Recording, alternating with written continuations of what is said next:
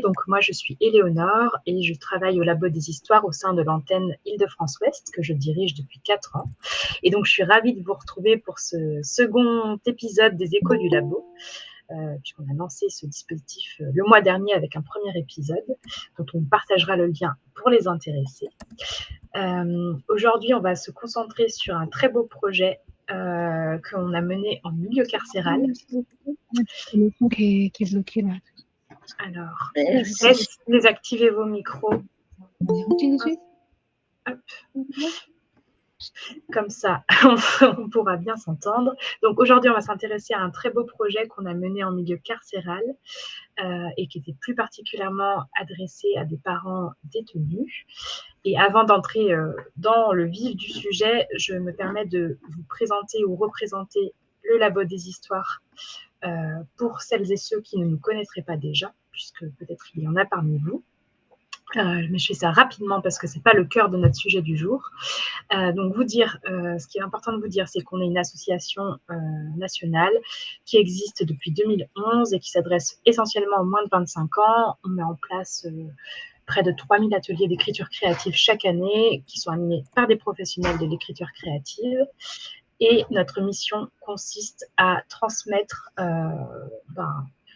notre expertise consiste aussi à transmettre notre expertise. Donc, c'est pour ça qu'on a lancé notamment quelques formations et les Échos du Labo, qui est un nouveau format, comme vous l'avez compris, un nouveau rendez-vous, qui a pour objectif de peut-être inspirer d'autres personnes à partir des projets qu'on peut mener et des apprentissages qu'on a pu faire sur le terrain depuis 2011.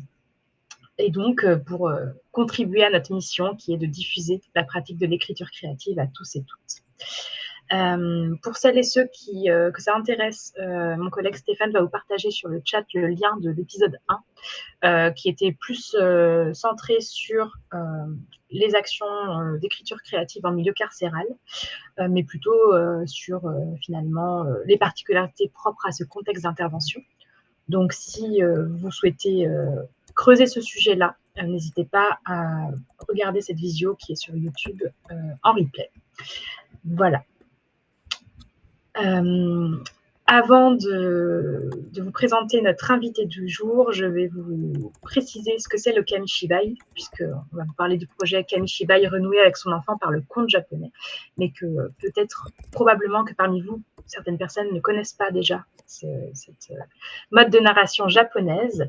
Alors, on a à la visio une experte du Kamishibai en la présence de Michel Valentine, donc je vais essayer de ne pas dire trop de bêtises, mais le Kamishibai, c'est une technique de narration d'origine japonaise qui est basée sur des images qui défilent dans un castelet de bois, c'est ce que vous voyez sur la photo, qu'on appelle un butai. Et le Kamishibai donc, est composé d'un ensemble de planches, d'un nombre variable, des planches qui sont plutôt cartonnées et qui racontent une histoire. Donc, au recto, côté spectateur, il y a les images, et au verso, côté lecteur, il y a le texte, ce qui permet de raconter une histoire en plusieurs étapes. Et ce projet, on l'a mené donc avec un public de parents incarcérés, mais aussi avec une équipe artistique nombreuse et riche, puisqu'on avait pour chacun des cycles de cet atelier mené, donc une experte du Kamishibai qui a sensibilisé les participants à cet art et à son histoire. On avait une professionnelle de l'écriture qui a accompagné les participants dans l'écriture de leur propre histoire, une personne en charge de l'illustration qui a accompagné les participants dans la réalisation des images, et bien sûr, on s'appuie à chaque fois sur les coordinatrices culturelles des établissements pour la mobilisation des publics, et parfois, selon les établissements, sur d'autres partenaires clés comme le relais enfants-parents, le parloir père-enfant, mais on y reviendra un peu plus tard. Ce que j'ai à vous dire d'autre sur ce projet, c'est qu'on l'a mis en place à 7 reprises entre fin 2022 et fin 2024, et qu'à chaque fois, il y avait 12 séances par cycle, donc c'était quand même plutôt un projet d'ampleur. Ces 12 séances étaient composées donc d'une séance de découverte du Kamishibai, animée par la petite bibliothèque ronde de Clamart, que je salue, et ensuite il y avait 8 séances de création et illustration des histoires, 2 séances de préparation à la restitution orale, donc comment on lit et comment on manipule le Kamishibai, et enfin une restitution en présence des enfants des participants. il y a eu donc 7 œuvres collectives créées, une par cycle, puisqu'à chaque fois, le groupe de parents crée une œuvre collective pour l'ensemble de leurs enfants. Et en tout, 6 établissements concernés, puisqu'on a mené 2 fois le projet au centre pénitentiaire de Bois d'Arcy, qui a essuyé les plâtres avec nous lors de la première session et a renouvelé l'opération l'année suivante. Et on a aussi mené l'action à la Maison d'arrêt des femmes de Versailles, au centre pénitentiaire Onny-Pontoise dans le Val d'Oise, à la Maison d'arrêt de Villepinte, à la prison de la Santé et enfin au centre pénitentiaire de Fleury-Mérogis. Voilà pour les présentations. Et voilà, je vous mets le nombre de participants, donc de parents détenus qui ont participé au total et d'enfants bénéficiaires. Donc en moyenne, on avait 7 parents par cycle. Et pour les enfants, on n'a compté que ceux qui étaient présents à la restitution, mais il y a plus de bénéficiaires en fait, parce que tous les enfants n'ont pas pu venir aux restitutions. Mais voilà, ça vous donne un peu un ordre d'idée du nombre de personnes concernées par ce projet. Sans plus attendre, je vous présente Benjamin Ourganlian, qui est notre invité expert du jour. Bonjour Benjamin, donc toi tu es éducateur spécialisé au parloir père-enfant du centre pénitentiaire Onny-Pontoise. Voilà. Et donc, je vais t'inviter à te présenter à nos curieux du jour. Est-ce que tu peux donc nous préciser ton métier et celui de ta collègue Lucille, qui n'est pas là aujourd'hui, mais qui travaille en binôme avec toi, et surtout nous dire quelles sont les missions du parloir père-enfant, ce dispositif assez unique en son genre. Avec plaisir. Donc, je suis éducateur spécialisé, comme tu l'as rappelé, et je travaille en binôme sur ce dispositif avec ma collègue Lucille Courteau, qui est psychologue clinicienne. Le dispositif Parloir Père-Enfant, il dépend de l'association Ars 95, qui est une association valdoisienne de réinsertion sociale. C'est un dispositif qui a maintenant une quinzaine d'années. Il a été créé en 2010 à l'initiative au départ du SPIP du Val d'Oise. Donc le SPIP, le service pénitentiaire d'insertion et de probation du Val d'Oise, sur une approche plutôt centrée autour de la prévention de la récidive, en partant du principe que le maintien des liens familiaux pouvait contribuer à la prévention donc, de la récidive.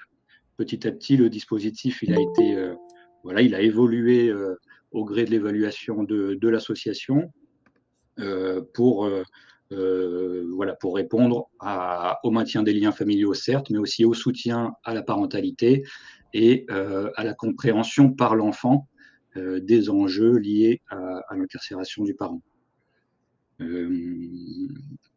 Voilà, si tu veux que je complète un petit peu là sur notre fonctionnement, Éléonore, peut-être. Tu peux rajouter 2 ou 3 choses si tu le souhaites, oui.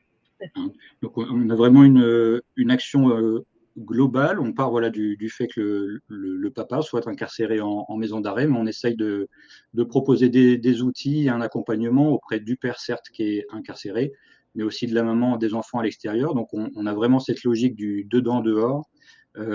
On est des interlocuteurs pour chaque membre de la famille, aussi pour les partenaires qui gravitent autour de la situation familiale. Et on va proposer différents outils qui passent par de l'accompagnement individuel psychoéducatif, mais également par des actions collectives, des groupes de parole, des activités et des ateliers comme celui qui nous amène aujourd'hui. Super, merci pour ces précisions. Et je rajoute que vous ne travaillez que 3 jours par semaine, donc vous faites tout ça en seulement 3 jours, à la fois dedans et dehors. Donc vous avez un rythme bien chargé et vous faites plein de choses auprès des papas incarcérés dans ce centre pénitentiaire.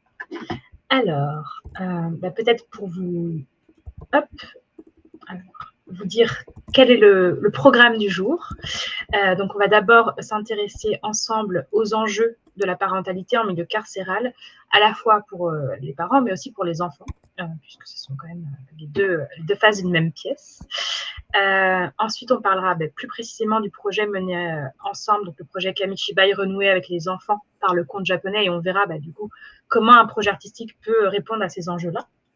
Et on parlera ensuite des impacts, bénéfices de projets de ce type.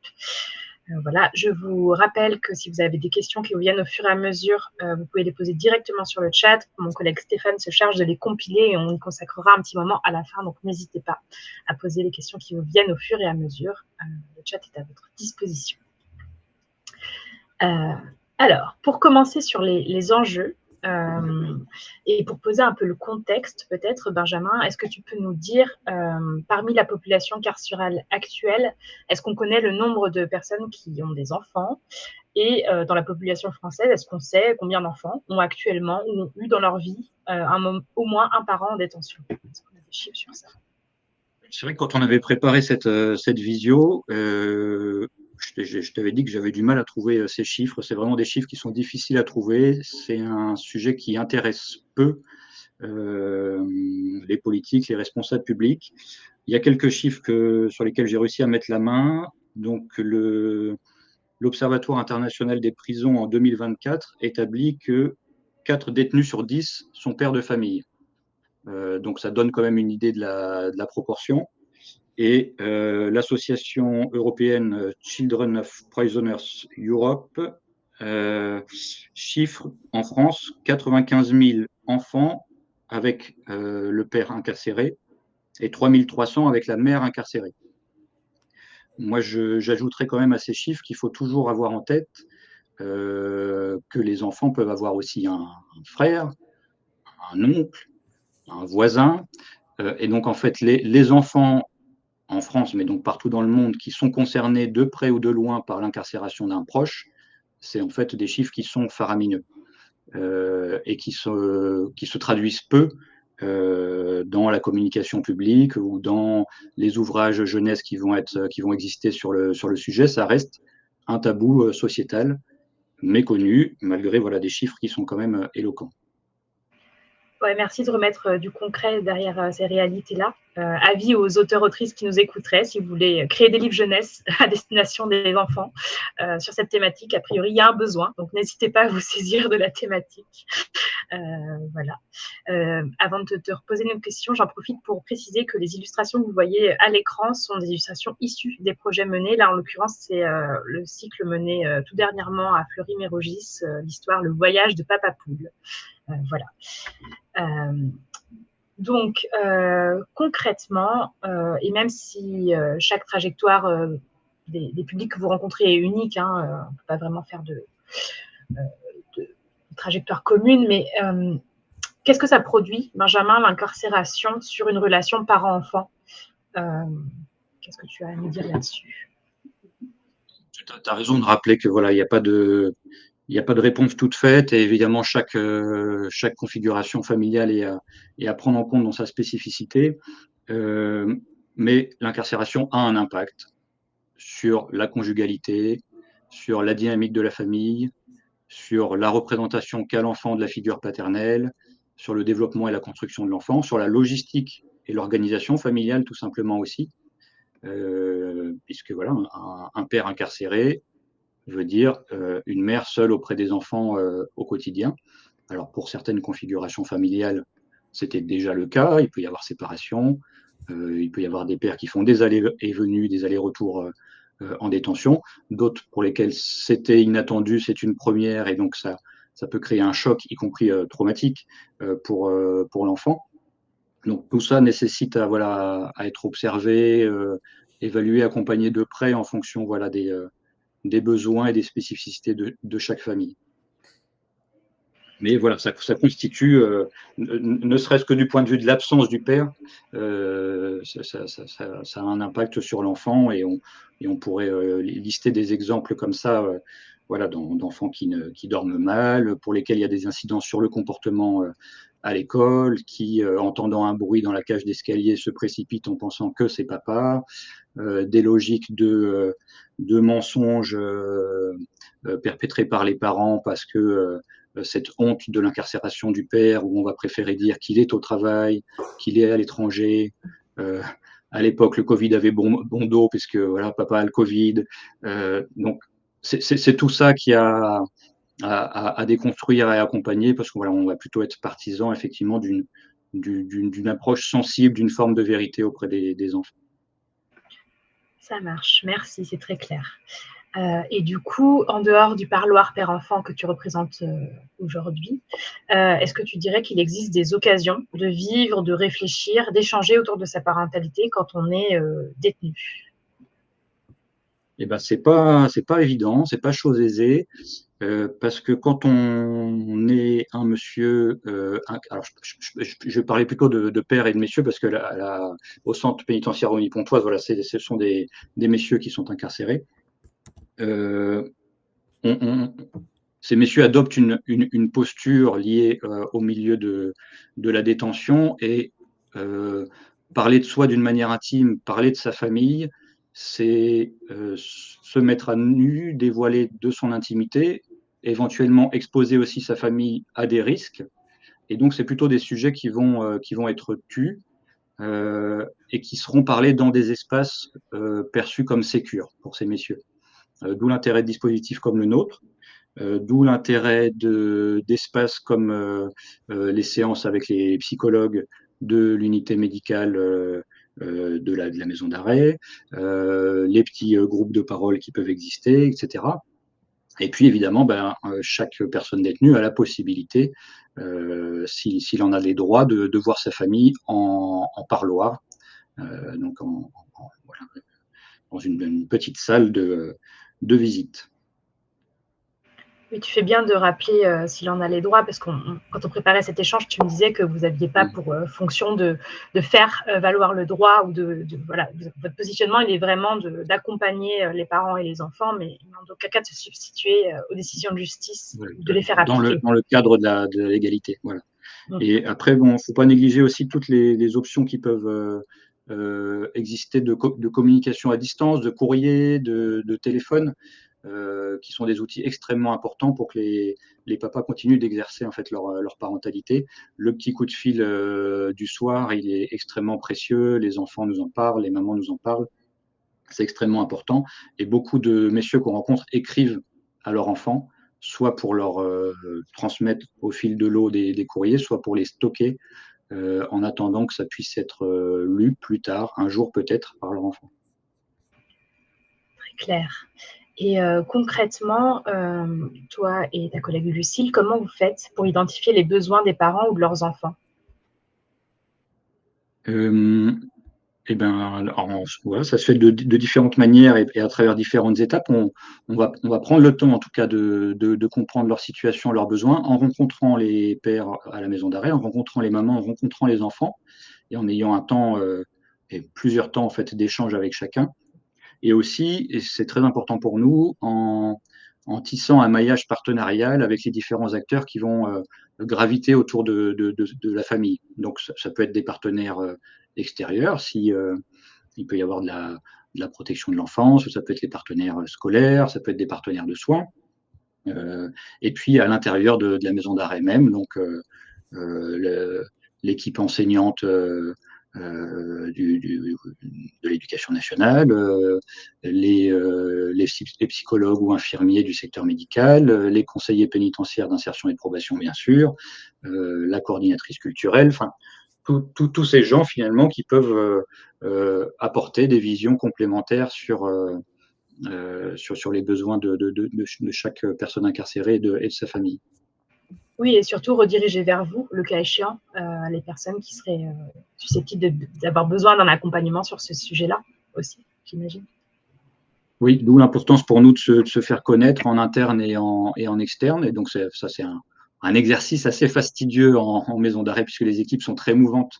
Donc, ça nous oblige effectivement de manière chronique à nous représenter, à réexpliciter notre travail, notre fonction. C'est un peu fastidieux, on y arrive. Et c'est vraiment un plaisir, quand on est bien identifié, de pouvoir voilà, travailler en étroite collaboration avec les personnels en interne ou en extérieur qui mettent du sens sur un tel accompagnement. Ça marche. Et bien maintenant, si ça te va, Benjamin, j'aimerais qu'on se replonge ensemble dans l'expérience vécue il y a un peu plus d'un an, puisque c'était au printemps 2024 qu'on est intervenu au centre pénitentiaire Rony-Pontoise, donc sur ce projet Kamishibai, avec aussi la coordinatrice culturelle de l'établissement, donc Imen, que je salue. Je ne sais pas si elle est là aujourd'hui, mais on pense à elle quand même, et avec le parloir. Voilà, donc on va parler de ce projet. Alors là, cette fois, les illustrations sont celles du projet mené à la santé. L'histoire, c'était Loulou a perdu sa corne. Voilà, un autre univers encore. Et donc, pour commencer sur ce projet, est-ce que tu te souviens, Benjamin, ce qui t'a donné envie d'y contribuer, d'y participer dans la mobilisation des publics, lorsqu'il t'a été présenté? En quoi peut-être ça te semblait complémentaire à ce que vous faites déjà, et est-ce qu'il y avait des attentes ou des envies autour de ce projet?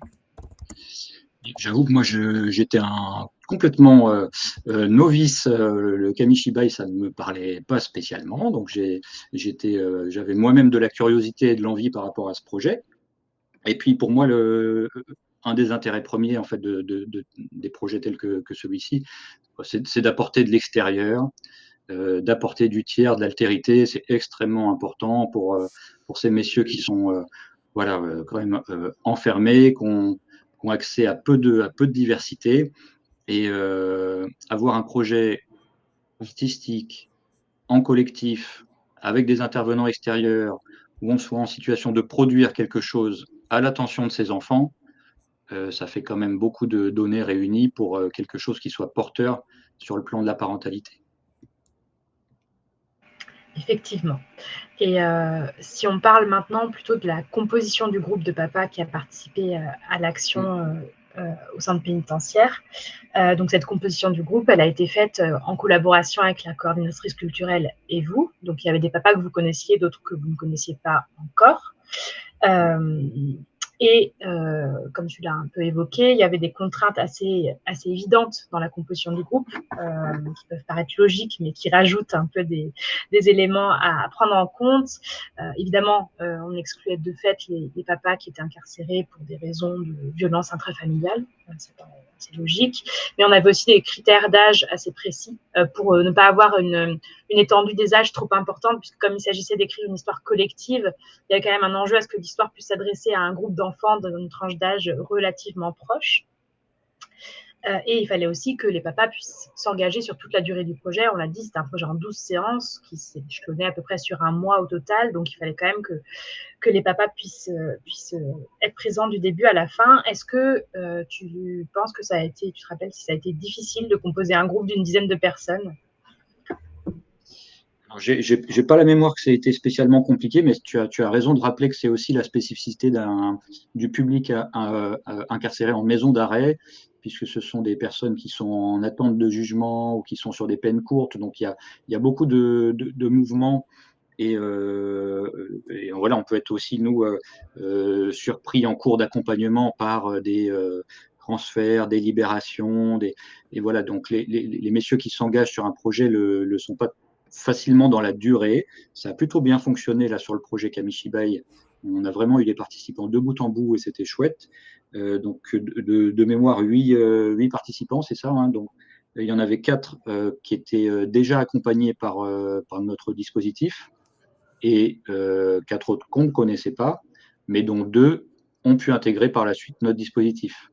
Donc c'est intéressant de voir comment du coup le projet et le dispositif Parloir Père Enfant se sont nourris mutuellement aussi et comment les papas se sont saisis de ces deux espaces.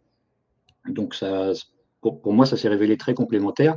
Et la manière dont ont pu être recrutés, entre guillemets, les messieurs, donc ça s'est passé par notre biais, mais aussi par le biais d'Imen, la coordinatrice culturelle, qui a pu faire une communication au sein de la maison d'arrêt et notamment de l'espace au sein de cette maison d'arrêt qu'on appelle le secteur socioculturel, où se déroule l'intégralité des projets.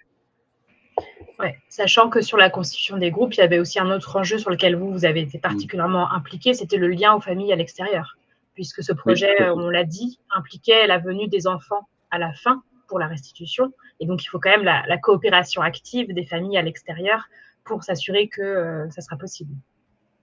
Ouais, et d'ailleurs, il y a eu une belle anecdote, je ne sais pas si tu te souviens sur ce projet d'un papa dont on a su quasiment dès le départ que la famille ne pourrait pas être présente au moment de la restitution et qui a choisi quand même de s'impliquer de bout en bout, d'être présent également à la restitution, donc en présence des enfants qui n'étaient pas les siens, mais qui a vraiment souhaité coopérer pleinement de bout en bout avec ses collègues et c'était vraiment très, très beau de voir ça.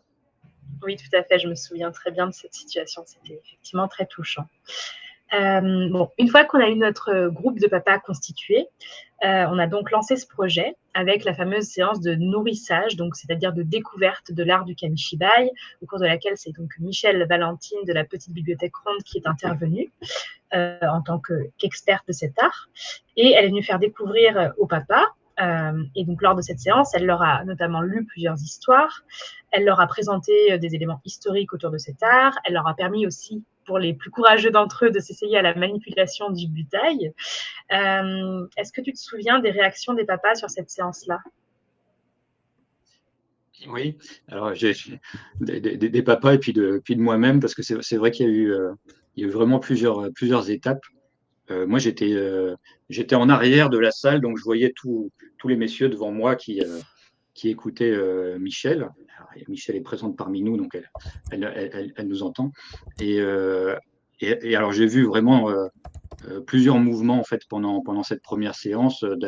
D'abord quelque chose assez timide, voire prudent, voire réticent, voire méfiant de la part de ses papas qui étaient finalement dans une approche qui pouvait paraître scolaire au départ et qui se dit mais qu'est-ce qui nous arrive, où on est, qu'est-ce qu'on est en train de nous proposer là. Et puis à un moment donné, Michel s'est mise en fait à raconter. Et là, même physiquement, en fait, on a vu les papas s'avancer sur leur chaise, tendre l'oreille, rigoler, être gênés de rigoler. Et ça y est, ils étaient pris, ils étaient dedans, quoi. Et puis, effectivement, ils ont fini par se prêter au jeu et se lever et aller manipuler les planches. Et c'était vraiment très progressif, extrêmement intéressant à voir. Et moi, j'ai été vraiment surpris, vraiment dans le bon sens, parce que Michel, tu as proposé quelque chose d'extrêmement ambitieux sur cette séance.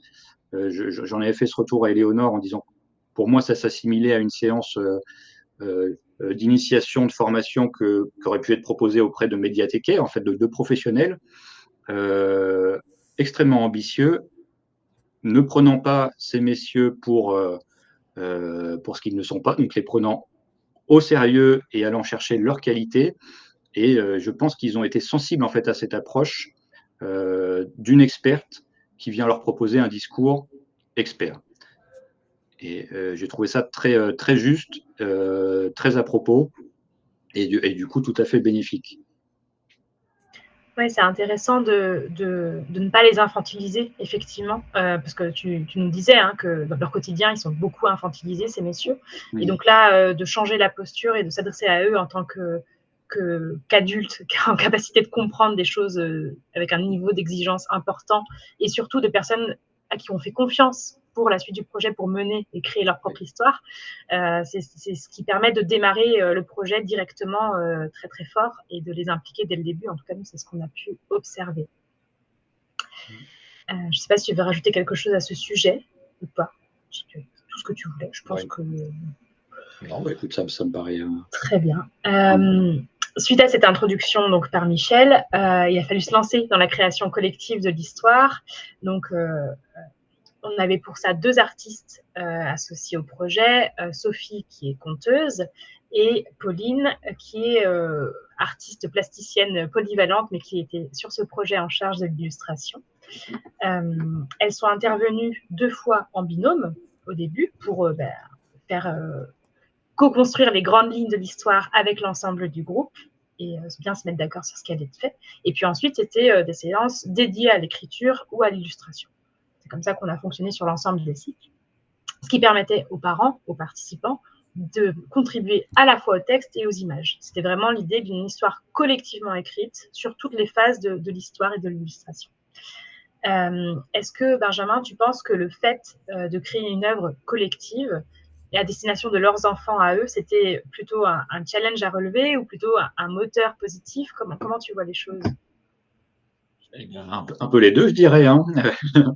Un challenge parce que il faut quand même le dire, en tout cas les messieurs qui étaient sur le groupe, ils sont assez éloignés d'un processus d'écriture, d'imagination, de création. C'est pas leur quotidien, c'était probablement pas leur quotidien non plus avant l'incarcération. Donc c'est pas des outils et des pratiques avec lesquels ils sont spontanément à l'aise. Et donc là, ça a été le travail, l'important travail qui a été mené par les 2 intervenantes. Et tu parlais du collectif. Je pense que le collectif, là-dessus, constitue un atout et une force indéniable, en fait, parce qu'il y a de la complicité qui passe entre les messieurs, de l'entraide, parce que quand il faut aller au front et se mettre debout et pour raconter, pour lire, pour manipuler le kamishibai, ben, voilà, ils le disaient, les messieurs, en fait, qu'ils étaient intimidés par ça, qu'ils avaient un peu honte de se montrer devant le petit public qu'on était au départ et que ça, il fallait l'apprendre. Et donc d'être à plusieurs. Et d'ailleurs, sur ce groupe, rapidement, se sont mises en place des dynamiques de binôme où ils se sont révélés beaucoup plus à l'aise pour raconter par deux. Et ça a bien marché. Donc j'ai voilà, un peu des deux, le challenge effectivement parce que c'est nouveau, parce que c'est ambitieux, parce qu'il va falloir créer quelque chose qui en plus au final sera entendu et évalué quelque part par leurs enfants et en même temps à l'appui voilà de cette dynamique collective extrêmement porteuse. Ouais. Moi, ce que j'ai pu observer dans les différents cycles qu'on a mis en place, que ce soit à ONI ou dans les autres établissements, c'est qu'il y avait un équilibre entre les deux. À la fois, ça déplaçait complètement l'enjeu pour les papas, puisqu'ils n'étaient pas là pour eux, ils étaient là pour leurs enfants. Ils les avaient en pensée vraiment du début à la fin du projet. Et c'est d'ailleurs quelque chose sur lequel on a beaucoup travaillé avec les intervenantes, c'est-à-dire que dans les choix narratifs, c'était pensé pour que ça plaise à leurs enfants, etc. Et puis, il y avait aussi, au fur et à mesure qu'on se rapprochait de la restitution, cette pression qui montait peu à peu de faut vraiment qu'on soit à la hauteur, quoi. Il y avait vraiment cette envie de bien faire qui était très manifeste. Carrément, ça a été toujours présent dans leur discours, dans leur pensée. Là, il y a eu vraiment une belle approche de la part des intervenantes sur ce que tu dis, en fait, de comment considérer les enfants dans le travail d'écriture et d'illustration.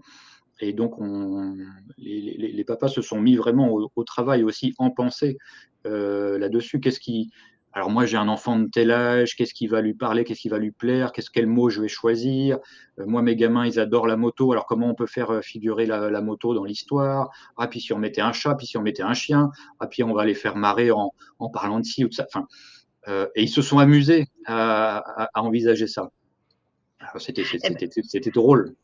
Oui. En parlant de chat et chien, ben voilà, justement, sur la partie 3, j'ai gardé les illustrations de l'histoire que tu connais, qui était Polly, le chat qui parle, qui a été créé donc, à Oni-Pontoise l'an dernier. Si ça te va, je te propose qu'on se concentre sur les effets de ce projet-là sur les messieurs et sur les papas. Donc, en gros, une dizaine de jours après la dernière séance de création, on est revenu au centre pénitentiaire avec l'œuvre imprimée dans le format Kamishibai sur les planches cartonnées. Et donc là, il y avait les séances de préparation à la lecture, donc lecture par binôme, tu l'as dit, manipulation du butai, qui est tout un enjeu aussi dans les règles de l'art, comme présenté par Michel en tout début de projet. Et donc, ce moment de la restitution finale est arrivé. Et je trouve que ce qui serait intéressant, là, c'est de parler de comment on mesure l'effet qu'a un tel projet sur les participants. Alors, quand on préparait cet échange, tu me disais, c'est quand même complexe de mesurer l'impact sur ce type de projet. Tu me parlais de la volatilité des publics. Tu le disais un peu plus tôt, on n'a pas toujours la visibilité sur les dates de sortie de l'établissement des uns des autres. Peut-être aussi qu'il y a un enjeu de droit à l'oubli. Une fois qu'ils sont sortis, ils n'ont plus spécialement envie d'entendre parler de nous et c'est tant mieux. Mais aussi parce que finalement, la parentalité, c'est une dynamique de temps long. Qu'est-ce que tu voudrais dire sur ce sujet de l'évaluation d'impact, toi? Alors, je pense qu'il y a des observations et des évaluations qui peuvent se porter quand même à chaud sur le moment. Et où on a vu en fait dans ce moment de restitution qui est pas évident, ça s'est déroulé dans le gymnase de la maison d'arrêt. C'est un gymnase, c'est grand, c'est pas un endroit qui est connu des enfants, donc il a fallu quand même créer une ambiance et ça, il y a eu un gros travail de la part du groupe là-dessus.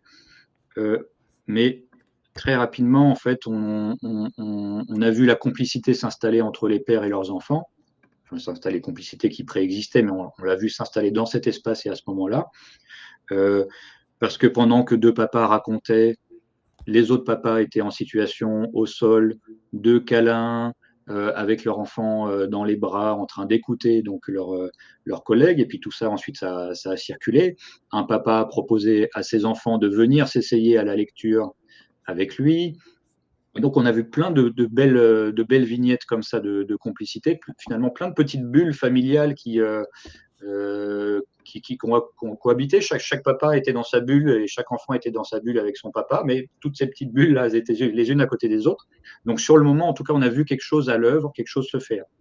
Dans l'évaluation, dans l'après-coup, c'est effectivement plus difficile d'accéder à ça. Donc après, on a eu des échanges avec les messieurs, des échanges avec les mamans, des échanges avec les enfants. Tous ont pu dire avoir profité du moment. Et au-delà du moment, ce qui est beaucoup ressorti dans l'évaluation, l'auto-évaluation portée par les pairs, c'est l'impression d'avoir gagné en compétences, acquis de l'expertise, et finalement avoir accédé à des outils, une palette d'outils qu'ils ne maîtrisaient pas auparavant et qui seraient exploitables par la suite auprès de leurs enfants. Ouais. Donc d'avoir mené un travail de qualité à destination de leurs enfants et se sentir les compétences de réitérer plus tard. Oui. Dans les témoignages, et je vais en partager quelques-uns juste ensuite, effectivement, les notions de confiance en soi et de oser essayer sont pas mal revenues. Donc, quelques témoignages en vrac qui sont issus des cycles menés dans les différents établissements. Nous n'avions jamais créé d'histoire et elle a été réussie. Donc voilà, c'est vraiment autour de presque les parents impressionnés du résultat concret de leur travail. Je ne savais pas ce qu'était le Kamishibai auparavant, mais après avoir participé et œuvré à la création du début à la fin, c'est une satisfaction totale. Je recommande d'en faire tous les trimestres si possible. Donc on voit vraiment qu'il y a un plébiscite important et une envie presque d'y retourner. C'est un super cadeau à refaire, s'il vous plaît. Trop cool, comme disait ma fille. Très mignon aussi. Voilà. Je n'ai connu ma fille qu'au parloir avec sa maman, donc le tête-à-tête avec la petite, c'était top. Oui, parce que peut-être qu'on ne l'a pas précisé, mais c'était vraiment un moment avec les papas et seulement leurs enfants, les coparents n'étaient pas présents à cette restitution et c'était aussi volontaire. C'était pour vraiment avoir ce moment individualisé parents-enfants. Voilà. Et enfin, dernier petit témoignage, des rencontres entre les enfants des détenus, c'est une idée que j'aimerais approfondir avec le SFID si possible, et tout ça, c'est grâce au Kamishibai. Donc voilà, un exemple peut-être d'expression spontanée des papas ayant participé ici ou là à ce projet. Voilà, donc on en a parlé, la complicité. Il y a autre chose dont on voulait parler aussi, c'est du point de vue des enfants, en quoi savoir pour un enfant que son papa, qu'il ne voit pas ou peu, a créé quelque chose pour eux est important, voire primordial. Je pense que ça vient quand même rendre compte que voilà, papa, tu rappelais que c'était quand même 12 séances. Donc pendant 12 ateliers, papa a pensé à moi, a réalisé quelque chose pour moi, qui est un support concret en plus, puisque c'est des supports qui ont été, il y a des versions en format réduit que vous avez pu imprimer, qui ont été transmises physiquement aux enfants. Donc c'est quelque chose qui a été conservé par les enfants. Et voilà, c'est la transmission à l'œuvre, quoi. Et ça, je pense que les enfants l'ont bien mesuré, et dans l'instant et dans l'après-coup. Oui, c'est vrai qu'ils avaient une version réduite, pas format Kamishibai, une version réduite quand même de l'histoire pour pouvoir la relire et la partager avec le parent à l'extérieur ou leur famille à l'extérieur. Ça, c'était important pour nous qu'ils faisaient ça. Et effectivement, ils repartaient le sourire aux lèvres et avec une image de leurs parents qui était presque héroïsée. Je ne sais pas si on peut dire ça, mais en tout cas. Et puis là, je vois que tu affiches en même temps image alternative positive du parent, mais c'est extrêmement important ce point parce que les enfants, ils ont vu leur père s'amuser, prendre plaisir à leur transmettre quelque chose qui soit de qualité, être en situation de complicité avec d'autres parents, avec les enfants. Et puis, ils ont vu aussi leur père buter sur des mots, perdre le fil un petit peu de ce qu'ils avaient envie de dire. Et là, les enfants qui peuvent vivre ça à l'école, c'est sympa de voir que son papa aussi, des fois, il peut se planter, qu'il peut être en difficulté, et qu'il a besoin d'être corrigé par son copain, etc. Ça fait des situations qui sont assez cocasses et en fait qui sont parlantes, quoi. C'est vrai. Alors, on va passer bientôt aux questions des participants. Donc, si vous avez des questions dans le chat, n'hésitez pas. Mais avant de prendre les questions, peut-être une dernière une ouverture plutôt prospective, projective. Comment on fait pour faire vivre dans la continuité un projet comme celui-ci? Parce que tu l'as dit, rapidement après le projet, la plupart des papas sont sortis. Et donc, voilà, les occasions de revivre ou de prolonger l'expérience au sein de l'établissement n'étaient pas forcément présentes. Tu l'as dit aussi à 2 papas qui vous ont écrit pour bénéficier du parloir père-enfant et être accompagnés par vous suite au projet Kamishibai. Vous avez également, je crois, acheté un bétail pour pouvoir essayer de faire des choses à l'avenir. Est-ce que vous avez pu concrétiser cette envie et où est-ce que, enfin, voilà, qu'est-ce que ce projet vous a donné comme envie pour poursuivre les actions?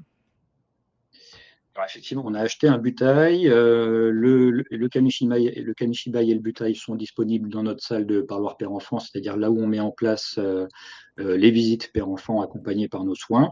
Donc, il est utilisable par les familles. C'est pas évident parce que il y a eu un turnover, comme on le disait, au niveau des familles. Donc, les nouveaux papas qu'on accompagne n'ont pas forcément participé à cette démarche initialement. Donc, il y aurait comme ça un travail de transmission à faire par nous-mêmes. Ça a souligné quand même l'importance des mots, des histoires, et donc on essaye de beaucoup favoriser ça auprès de nos familles. Il y a effectivement tout un... Voilà, bon, la littérature jeunesse d'une manière générale, c'est pas à vous que je vais l'apprendre, est extrêmement riche et foisonnante, et c'est intéressant de la proposer aux messieurs. Donc on a fait un travail avec Imen Damani, la coordinatrice culturelle, pour aussi qu'il y ait des rayonnages d'ouvrages jeunesse disponibles au sein de la bibliothèque de la maison d'arrêt. Donc voilà, on essaye de prolonger l'action par ces outils-là. Là, en ce moment, on est en train de travailler sur un projet autour du conte. Donc, Sophie, la conteuse du projet Kamishibai, revient là actuellement travailler avec nous sur ce projet autour du conte. Et un des papas du projet Kamishibai est toujours là et a souhaité participer avec nous au projet conte. Donc, il y a pour certains, du coup, une continuité directe comme ça et un fil rouge qui s'établit qui est extrêmement chouette. Très clair. Donc, je passe officiellement à la partie questions. Parmi les questions, il y en avait une sur, après la restitution finale, est-ce que d'autres occasions d'utiliser le Kamishibai se présentent? Tu as déjà pas mal répondu. Je rajouterais peut-être que, comme vous en doutez probablement, la manipulation du Kamishibai, ça demande quand même une expérience et un savoir-faire. Donc, c'est vrai qu'on se rend compte aussi que juste laisser l'objet sans médiation et sans apprentissage, c'est compliqué de le faire vivre en autonomie. Mais en revanche, c'est quand même bien d'avoir cet outil-là parce que vous savez, toi et ta collègue, comment marche un Kamishibai et comment marche un bétail. Et puis surtout, l'œuvre originale est restée entre vos mains aussi. Donc voilà, peut-être qu'un jour, l'envie viendra de lire cette histoire créée quelques années auparavant par d'autres papas pour faire vivre le projet dans le temps, d'autant plus que la plupart des histoires ainsi créées avaient quand même des messages à destination des enfants. Hein. Beaucoup de papas avaient envie de transmettre des messages à leurs enfants à travers les histoires imaginées. Alors, dans les autres questions, il y a eu une question plutôt sur la composition du groupe, donc sur la tranche d'âge restreinte, est-ce que ça concernait l'âge des pères ou des enfants, et des pères ont-ils eu des difficultés d'expression écrite ou d'imagination? Dans ce cas-là, comment l'avez-vous géré? Alors, c'est 2 questions en une, mais pour la première, c'est assez simple. En fait, j'ai peut-être pas été claire, mais c'était effectivement l'âge des enfants dont on parlait, pas l'âge des pères, puisque peut-être c'est ça qui vous a perturbé. Le Labo d'Histoire s'adresse essentiellement aux jeunes au moins de 25 ans, mais dans le cadre des projets comme celui-ci, où on cible des parents, effectivement, les participants sont plus âgés que 25 ans. Les papas participants sont plus âgés. Et il n'y avait pas de critère d'âge pour ces messieurs. En revanche, c'est plus pour les enfants qui en avaient. Mais du coup, pour la question des difficultés d'expression écrite et d'imagination, oui, c'est énormément revenu dès les débuts, à chaque fois. Hein, sur chaque projet, je ne sais pas écrire, je ne sais pas dessiner, moi, je ne sais pas faire. Et d'où l'intérêt, justement, de s'appuyer sur des experts, des professionnels qui ont cette capacité à transmettre et à accompagner et à mettre en confiance les participants. Ce qu'on avait aussi fait comme choix, et tu pourras peut-être réagir là-dessus, Benjamin, c'est que dans les histoires lues par Michel lors de la séance introductive, il y avait des œuvres au dessin très simples. L'idée, c'était aussi de les décomplexer par rapport à tout ça pour qu'ils se sentent capables de faire quelque chose et qu'ils se rendent compte qu'il n'y a pas forcément besoin d'être un dessinateur professionnel pour créer une histoire qui fait sens et que quand on écrit à plusieurs, eh ben, on peut s'appuyer sur les points forts des uns et des autres pour faire au final une œuvre qui fait sens. Enfin, je ne sais pas ce que tu veux partager là-dessus, Benjamin. Je trouvais extrêmement juste ce que tu dis, et ça, on l'a vu aussi bien finalement sur l'écriture, effectivement, que sur le dessin, parce que les planches sont intégralement dessinées aussi à plusieurs, hein, donc un tel qui était plus à l'aise pour dessiner la moto, l'autre va dessiner le paysage, et l'autre l'animal, etc. Donc c'est vraiment complètement collaboratif. Et sur l'écriture, l'imagination, c'est ce que j'essayais de dire un peu au début, c'est vrai que c'est pas spontané, c'est pas facile. Et là, il y a eu un gros boulot de Sophie, donc la conteuse, pour passer aussi par des jeux verbaux, des jeux de mise en scène, du lâcher prise, des petits, voilà, des petits chants, du jeu de rythme, etc. Elle est venue accompagnée de son violon aussi pour faciliter comme ça, pour soutenir les prises de parole de chacun. Et donc ça s'est fait dans le temps, et c'est là que c'est intéressant et valable de dire qu'on a le temps d'avancer, de bien travailler, parce qu'il y a une série d'ateliers qui vont permettre d'y aller progressivement. Et en fait, on fait en faisant, quoi. Et c'est en s'y mettant qu'ils se sont découverts tout un tas de compétences et de possibilités de plaisir à apprendre ces techniques.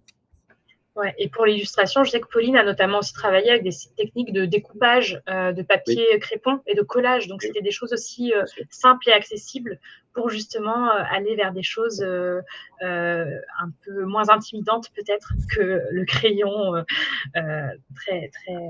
voilà. Oui.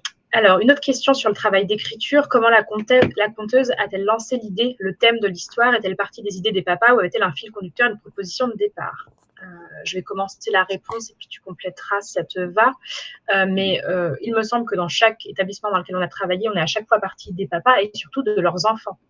C'était vraiment la méthode privilégiée, c'est-à-dire qu'on leur demandait qui étaient leurs enfants, ce qu'ils aimaient dans la vie comme activité, comme loisir, comme centre d'intérêt, comme univers.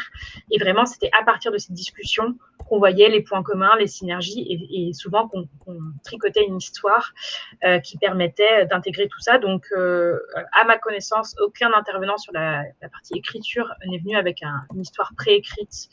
Et même, je suis assez sûre de ça. C'était vraiment partie des parents. Est-ce que tu veux compléter là-dessus? Non, c'est ce que j'ai observé effectivement sur Aulny Pontoise. Là, ça a été la manière de procéder de Sophie. Et après, ça s'est fait vraiment par émulation collective. Donc, un tel lançait une idée, l'autre rebondissait. Ah non, là, c'est pas cohérent. On va plutôt évoquer ci ou comme ça, ou changer la temporalité de l'histoire. Et puis là où l'intervenante a beaucoup aidé, ensuite, c'est sur le fil narratif et l'enchaînement des différentes parties de l'histoire. Mais effectivement, il n'y avait pas d'idée préconçue du tout des intervenantes au départ, au contraire. Ouais. Pour rester sur la partie création, il y a une question qui était plus sur le nombre d'illustrations par histoire. Alors, ça dépendait, mais il y a quand même des codes propres au Kamishibai. Donc là, on était soit sur 10, soit sur 12 illustrations, sachant que le Kamishibai permet aussi de faire des logiques de demi-lames, donc des lames qui se tirent en deux temps. Donc, ça permet de dévoiler parfois les histoires, les illustrations en deux temps. Donc, on a joué aussi là-dessus, mais en moyenne, c'était 10 à 12 illustrations par histoire. Il y a une question peut-être sur laquelle je vais te laisser répondre en premier. Pour proposer, travailler sur des projets comme celui-ci auprès d'un centre pénitentiaire de sa région, vers qui faut-il se tourner? Alors, qu'est-ce que tu conseillerais à cette personne qui aimerait proposer un projet? Je ne sais pas quel est le profil de ces personnes, c'est un peu difficile de le dire sans savoir, mais auprès du SPIP, hein, donc le SPIP, c'est le service pénitentiaire d'insertion et de probation. Il y en a un par département. Les SPIP interviennent en milieu ouvert et en milieu fermé, donc en établissement pénitentiaire. Donc c'est auprès de ces interlocuteurs-là qu'il faudrait se tourner. Ils ont du coup des fonds, des enveloppes, des possibilités liées au projet culturel. Donc, il ne faut pas hésiter à les contacter. Je ne sais pas si dans la salle, là, il y a quelqu'un du SPIP qui serait plus à même que moi à répondre là-dessus. Mais je crois que Georgine que Kistner est présente à cette visio, donc peut-être qu'elle peut rebondir là-dessus dans le chat. Mais je pense que ta réponse est tout à fait exacte. C'est bien de s'adresser aux coordinateurs, coordinatrices culturelles des établissements qui peuvent construire les programmations à l'année et voir voilà, à qui faire appel en fonction de leurs besoins. Si la personne qui a posé la question est dans une région où il y a le Labo des Histoires, il ou elle peut contacter le Labo d'Histoire pour peut-être mener une action en commun, mais on n'est pas partout non plus. Donc, ça dépend aussi du lieu d'implantation de la personne. En tout cas, je ne peux que vous inviter à imaginer des projets, puisqu'il y a des besoins, hein, c'est pas ça qui manque. Et c'est des beaux moments ensuite. Ah, je vois que Georgine a répondu à la question. Alors, je vais lire sa réponse tout à fait. Ce sont les SPIP qui sont les services porteurs de la politique de développement culturel. Bon, ben voilà, on n'a pas fait de mauvaise réponse avec notre réponse Benjamin. Il y avait une question, alors a priori sur un art brésilien que moi je ne connais pas, mais je la pose quand même. Peut-être que ça te parle, Benjamin. Connaissez-vous des expériences de lambe-lambe dans les prisons? Alors, a priori, c'est une forme de spectacle vivant originaire du Brésil qui est conçue pour un spectateur et généralement d'une durée de 3 à 5 minutes. Moi, je ne connais pas. Du tout. Je ne sais pas si toi, ça te parle. Je serais curieux de découvrir. Effectivement, ça ne me parle pas. Voilà. Georgine, si jamais tu connais cette pratique artistique et si tu sais si elle a pu être mise en place dans d'autres établissements, n'hésite pas à réagir. Mais moi, je ne connais pas. En tout cas, ce qu'on peut dire là-dessus, c'est que le champ des possibles est infini finalement. Enfin, on peut créer des projets artistiques partout et pour tous de plein de manières différentes et c'est chouette qu'il y ait plein de formes d'expression qui soient à la disposition des publics. Alors, je regarde si on a d'autres questions auxquelles on n'aurait pas répondu, mais je pense que comme il est déjà 13h53, on va clôturer là-dessus. Il me semble que j'ai répondu à toutes les questions.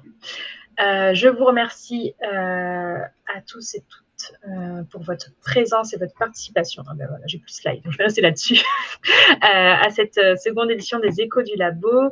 Merci pour vos questions très intéressantes et votre attention tout au long de ces échanges. Merci, un grand merci Benjamin pour ta présence et toutes tes réponses précises à nos questions. Au Labo des Histoires. On va vous partager un petit lien rapide pour que vous puissiez vous exprimer sur ce que vous avez pensé de cet épisode 2 et aussi que vous puissiez nous dire ce que vous aimeriez qu'on évoque comme sujet pour les prochains épisodes. Alors, le prochain épisode sera plutôt à la rentrée, hein, on va laisser passer l'été et sûrement qu'on ne se concentrera pas sur le pénitentiaire parce qu'on ne fait pas que ça au Labo des Histoires. Mais voilà, n'hésitez pas à donner votre avis, vos avis sur le lien qui vient d'être partagé par mon collègue Stéphane dans le chat. En tout cas, c'était un plaisir pour moi d'animer ces 2 premières sessions avec des invités très, très intéressants. J'espère que ça vous a plu et je vous souhaite un bon appétit, une bonne fin de journée à tous et toutes. À bientôt.